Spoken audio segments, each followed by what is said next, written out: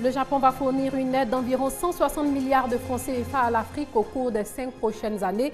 L'annonce a été faite à la 5e conférence internationale de Tokyo dénommée TICAD à Yokohama.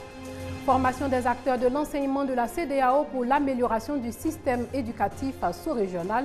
Et puis premier tablette café ouvert à Dakar au Sénégal, une première mondiale. Madame, Monsieur, bonjour, bienvenue dans le 12h30. 5e conférence internationale de Tokyo sur le développement de l'Afrique, TICAD 5. Le Japon va fournir une aide d'environ 160 milliards de francs CFA à l'Afrique au cours des 5 prochaines années.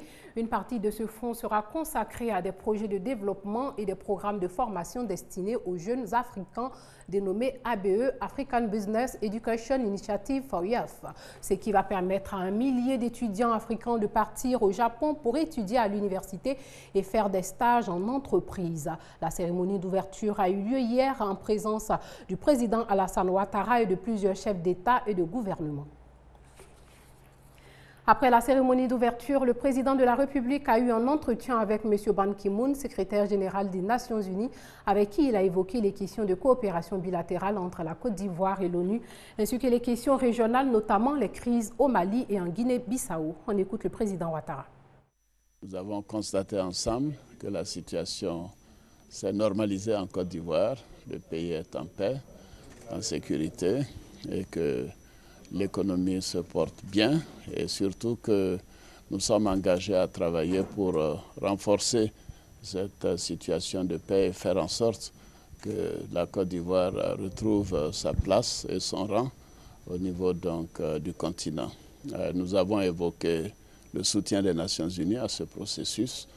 Nous avons insisté sur le profil de désengagement des troupes de l'ONU en Côte d'Ivoire et que cela soit facilité, mais que nous ayons en contrepartie un soutien en matière de formation et d'équipement. Nous avons beaucoup parlé de la crise malienne. Il a reconnu les efforts qui ont été faits par la CEDEAO. Le Mali est une situation qui nous interpelle tous. Nous avons considéré que nous devons être mieux organisés en matière de renseignement, en matière de surveillance, pour ne pas avoir de surprises de ce genre à l'avenir. Et la CEDEAO a fait sa part, son devoir, et nous pensons que la communauté internationale nous apporte un très grand soutien. Le secrétaire général Ban Ki-moon nous a assuré de son plein soutien pour ce que nous faisons dans la sous-région. L'amélioration du système éducatif des pays de la CEDEAO au cœur des préoccupations de l'OIF et de l'institution internationale de l'UNESCO. Les différentes institutions de formation de 13 pays de la sous-région ont reçu une formation qui va leur permettre d'actualiser leurs connaissances et en faire bénéficier leurs collègues de retour chez eux. Le reportage de Juliette Oya. 25 acteurs du système éducatif des 15 pays membres de la CEDEAO formés sur la gestion des institutions de formation des enseignants et des facultés d'éducation. Au programme, 4 modules, notamment sur l'administration financière et la gestion du personnel académique des institutions de formation des enseignants. L'atelier a consisté à la fois en des connaissances à des données théoriques, mais également des données pratiques, des difficultés auxquelles les gestionnaires d'établissements sont confrontés au quotidien, qu'il s'agisse de difficultés d'ordre institutionnel, de difficultés d'ordre matériel, d'ordre financier. 4 jours de formation pour permettre, entre autres, aux participants à ce séminaire de mieux gérer les maigres ressources mises souvent à leur disposition. Nous avons pris la résolution de continuer les partages entre séminaristes dans l'espace CEDEAO pour améliorer non seulement notre gestion, mais pour améliorer aussi les objectifs mondiaux qui sont la promotion de la qualité de l'enseignement. C'est un atelier qui était fort enrichissant et ça nous a permis, comme directeur d'institution des pays de la CEDEAO, de nous rendre compte que chacun d'entre nous a ses difficultés, mais que nous partageons aussi une certaine culture. Des partages d'expériences fructueux qui vont aboutir dans les prochaines années à l'adoption du style managérial participatif dans la prise de décision, les points de vue et opinions des élèves maîtres ou étudiants professeurs.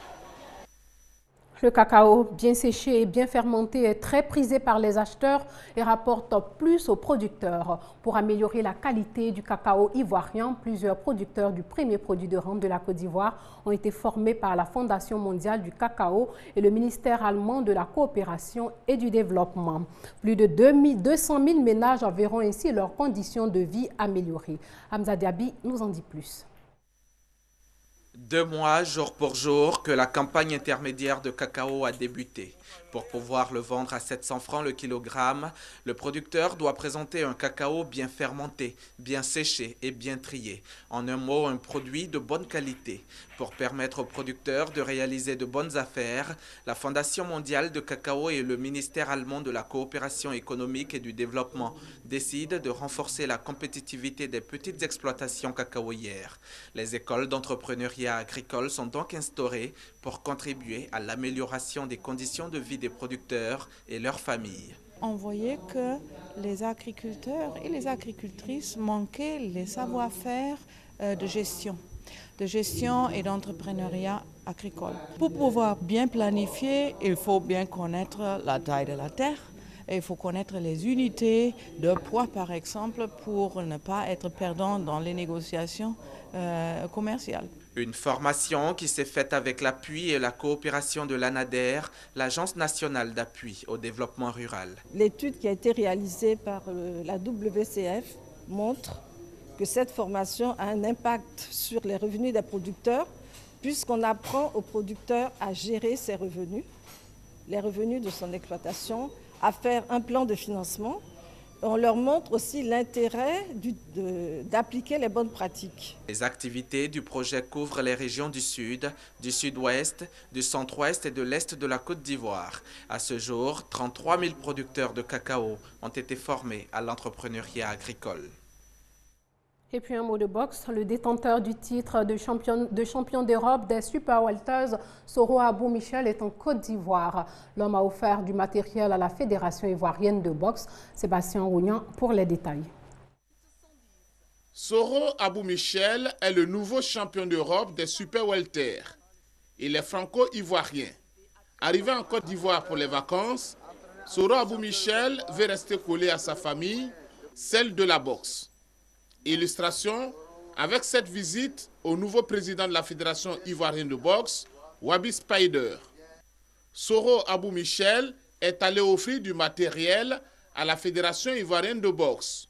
Objectif, aider les boxeurs ivoiriens. Moi, c'est une fierté de ramener ma participation à l'évolution de la boxe ivoirienne. Nous disons devant la nation, merci à Soro, par ce geste-là. Il permet à des multitudes de jeunes Ivoiriens de vraiment exprimer leur talent, d'accomplir leur destinée. Ce don est composé de 14 paires de gants, 10 protège-dents, 9 coquilles de protection, 10 bandes professionnelles et 5 bandes de couture entre les doigts. À l'étranger, au Sénégal, la ouverture du premier tablette café au monde, un cybercafé doté de tablettes tactiles uniquement. Ces appareils consomment 25 fois moins d'électricité qu'un ordinateur normal et peuvent continuer à fonctionner quand il y a coupure de courant. Les récurrentes coupures d'électricité dans le pays avaient ralenti les affaires au niveau des cybercafés. Ce tablette café a vu le jour avec le soutien du géant de l'Internet Google. Les cybercafés traditionnels ont du souci à se faire à Dakar. Les vieux PC n'ont plus la cote. Les accros du net se donnent maintenant rendez-vous dans le quartier de la Médina. C'est ici que vient tout juste d'ouvrir la nouvelle coqueluche des internautes, Tablette Café, un cyber à la pointe du progrès. Ici, on surfe sur des tablettes tactiles flambant neuves. Une première mondiale selon Google Afrique qui cofinance l'opération.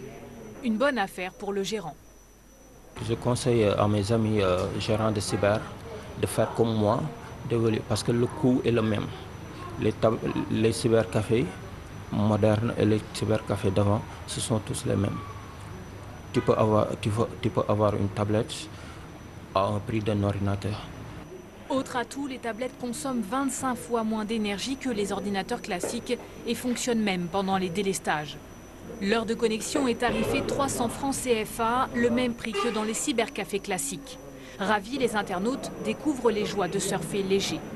L'occasion aussi de voir de près une technologie inaccessible à la plupart des bourses. La plupart des cyber ici à Dakar, ce sont des cyber avec des machines un peu anciennes et tout. Mais là, on a des tablettes, c'est la première fois qu'on voit ça. Je me plais bien, on est plus à l'aise et puis en plus on peut se déplacer avec. Voilà, les images sont un peu plus agrandies et c'est quelque chose de très bien. C'est un pas vers la nouvelle technologie qui avance. Voilà, c'est une très bonne innovation.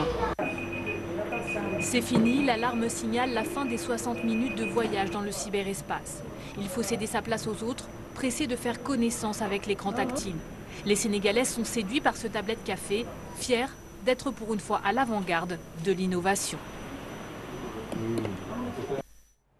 En Turquie, les choses ne vont pas bien du tout. Des centaines de manifestants ont occupé aujourd'hui la place Taksim d'Istanbul, désertée par la police après 2 jours de violents affrontements suscités par un projet d'aménagement urbain.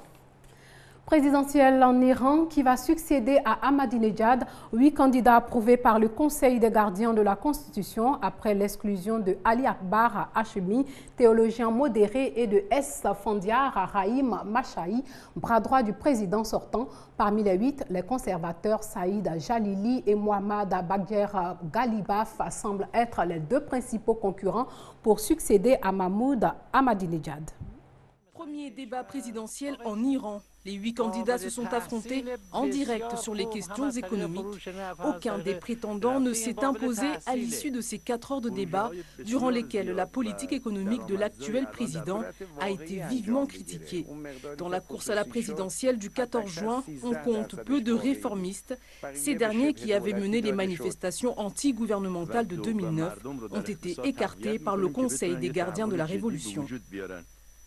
Avant de nous dire au revoir, sachez que la reine Elisabeth II célèbre aujourd'hui le 60e anniversaire jour pour jour de son couronnement dans la discrétion. Une cérémonie doit avoir lieu mardi pour l'occasion dans l'abbaye de Westminster où elle avait été couronnée le 2 juin 1953 à l'âge de 27 ans. Voilà, c'est la fin de cette édition. Merci de l'avoir suivi et à demain.